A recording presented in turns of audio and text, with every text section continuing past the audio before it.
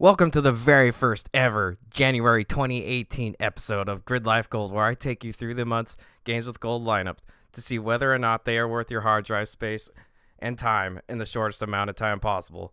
I will be focusing on all games brought to the Xbox 360 and Xbox One. This series will have 2 videos per month for each wave of Games with Gold.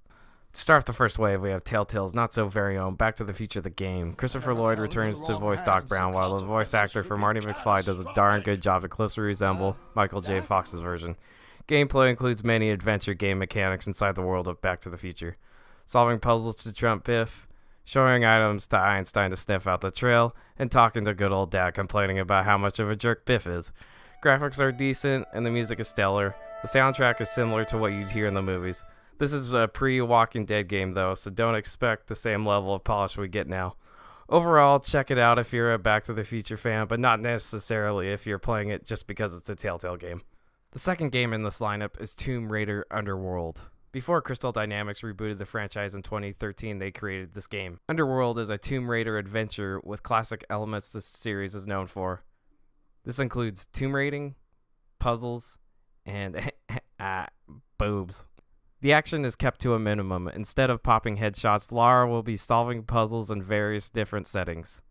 Underworld is not the most visually pleasing game, but the graphics are serviceable. Keep in mind that this is an Xbox 360 game. From the looks of it, Crystal Dynamics did draw some inspiration from the PlayStation exclusive Uncharted Drake's Fortune. The platforming Lara does is very reminiscent of Naughty Dog's Nathan Drake. Hell, the two games both start out on a boat. Bottom line is, I recommend Tomb Raider Underworld if you only liked Uncharted 1 for its puzzles. To round off this list is a Diablo 3 clone called Van Helsing 3. You get all the typical Diablo traits. Top-down dungeon crawling, tons of enemies to destroy, and plenty of loot to pick up.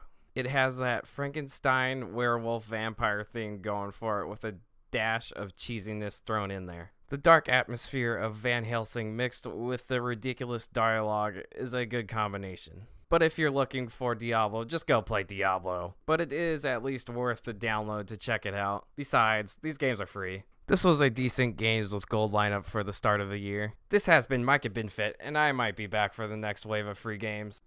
Follow us on @GridlifeDigest on Twitter, @GridlifeDigestPod on Facebook and Instagram so you never miss what's happening.